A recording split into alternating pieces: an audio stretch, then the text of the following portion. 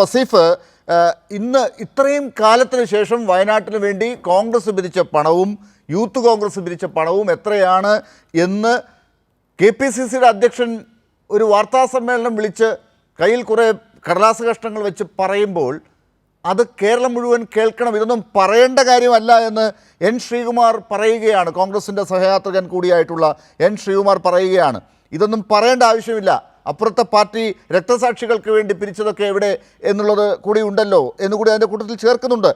വയനാട്ടിലെ ദുരന്തത്തിന് വേണ്ടി പിരിച്ച പണത്തിൻ്റെ കണക്കിൽ വിശ്വാസം അർപ്പിച്ച് ഇന്ന് സണ്ണി ജോസഫ് പറഞ്ഞത് കേട്ട് മിണ്ടാതിരിക്കണോ? ഈ ദുരന്തം ഏറ്റുവാങ്ങിയവരും അതിനോടൊപ്പം നിന്ന് കേരളം മുഴുവൻ ഇവരെ കരകയറ്റാൻ വേണ്ടി ശ്രമിച്ച കേരളവുമൊക്കെ ഇത് കേട്ട് മിണ്ടാതിരിക്കണോ? ഇനി 3-4 ദിവസം മാത്രം പ്രചരണം അവസാനിക്കാൻ നിൽക്കെ നാളെ ഇതിൻ്റെ പേരിൽ ചോദ്യങ്ങൾ ഉയരില്ല എന്ന് ഉറച്ചു വിശ്വസിക്കുകയാണ് കോൺഗ്രസ് എന്ന് കാണണോ?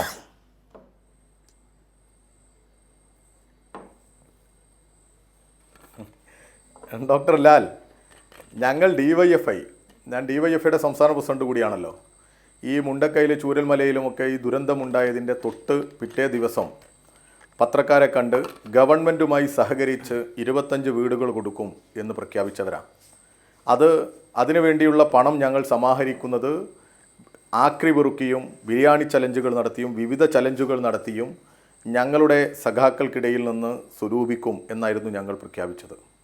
അങ്ങനെ പ്രഖ്യാപിച്ച ഞങ്ങൾ 20 കോടി രൂപ മുഖ്യമന്ത്രിയുടെ ഓഫീസ് ഈ ദുരന്ത നിവാരണവുമായി ബന്ധപ്പെട്ട് പുനരധിവാസവുമായി ബന്ധപ്പെട്ടുണ്ടാക്കിയ ടൗൺഷിപ്പ് പദ്ധതിയിലേക്ക് 20 കോടി രൂപ ഞങ്ങൾ കൈമാറി.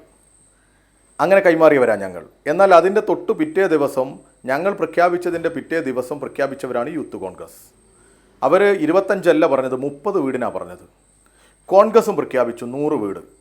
അവർ പറഞ്ഞു 230 വീടോളം ഈ ഒരു കണക്ക് പ്രകാരം കോൺഗ്രസ് നിർമ്മിച്ചു നൽകും എന്ന്.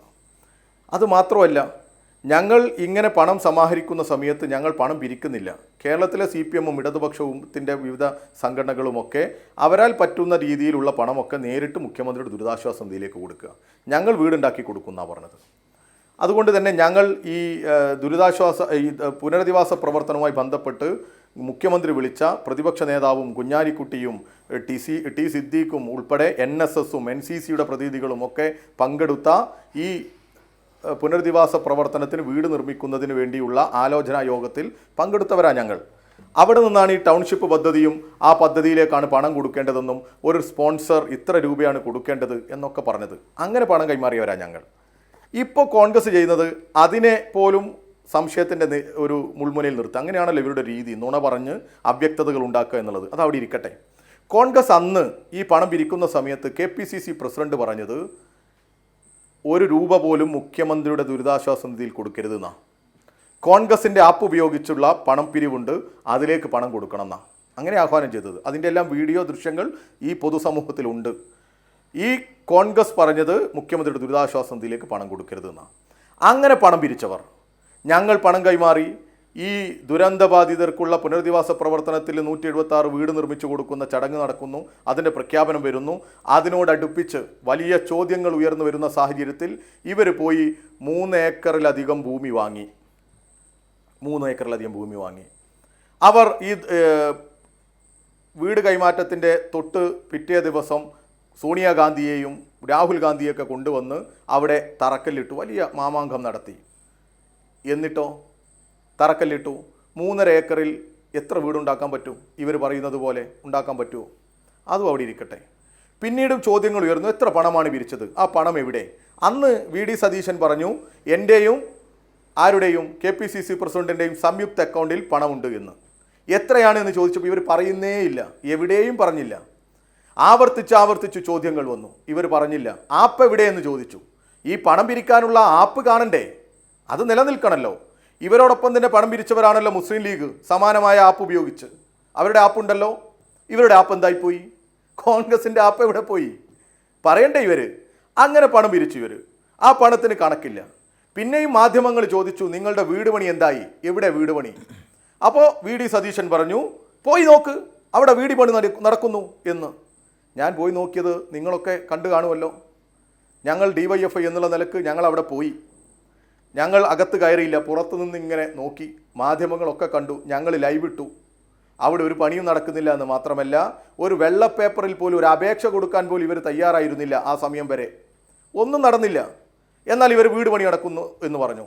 ഇന്നിപ്പോൾ ഇതാ സാക്ഷാൽ KPCC പ്രസിഡന്റ് എന്ന് പറയുന്നു, ഞങ്ങളുടെ കയ്യിൽ ഇത്ര രൂപയുള്ളൂ, 5.5 കോടി രൂപയുള്ളൂ, അത് സ്ഥലം വാങ്ങാൻ തന്നെ തികയില്ല, ബാക്കി എന്തു ചെയ്യും? ഇവരെ വിശ്വസിക്കാൻ പറ്റുമോ?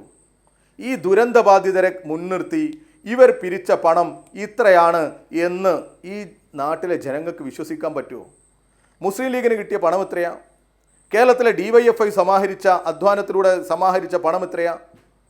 ഈ കോൺഗ്രസ് വലിയ പാർട്ടിയാണല്ലോ, അവർ ലക്ഷ്യം വെച്ചത് 230 വീടുണ്ടാക്കാനാണല്ലോ. എവിടെ പണം? ഈ നാട് സംശയിക്കുന്നു, ഈ പണം കോൺഗ്രസ് മുക്കി, അവരാപ്പും മുക്കി, പണവും മുക്കി. അവരോട് ഈ സമൂഹത്തിന് പൊറുക്കാൻ കഴിയില്ല. ഇവരെ എങ്ങനെയാണ് ഈ നാട് വിശ്വസിക്കുക? ഇപ്പോൾ ചാനലുകളൊക്കെ തുറന്നാൽ കോൺഗ്രസിൻ്റെ പരസ്യ 3000 രൂപ പെൻഷൻ കൊടുക്കും പോലും, സ്ത്രീകൾക്ക് KSRTCയിൽ സൗജന്യമാണ് പോലും. എങ്ങനെയുണ്ട്? വിദ്യാർത്ഥിനികൾക്ക് 1000 രൂപ സ്കോളർഷിപ്പ്. ഗംഭീരാണ്. ഈ കോൺഗ്രസിനെ ഈ നാട്ടിലെ ജനങ്ങൾക്ക് കുടിച്ച വെള്ളത്ത് വിശ്വസിക്കാൻ പറ്റുമോ? എങ്ങനെയാ ഇവർ ഈ തെരഞ്ഞെടുപ്പിൽ മത്സരിക്കുന്നതെന്ന് എൻ്റെ ചോദ്യം. ശരി, ഇനിയിപ്പോൾ എന്ത് ധാരണയും ഡീലും കാര്യങ്ങളൊക്കെ ഇവരുണ്ടാക്കിയാലും ജനം എങ്ങനെ ഇവർക്ക് വോട്ട് ചെയ്യാം?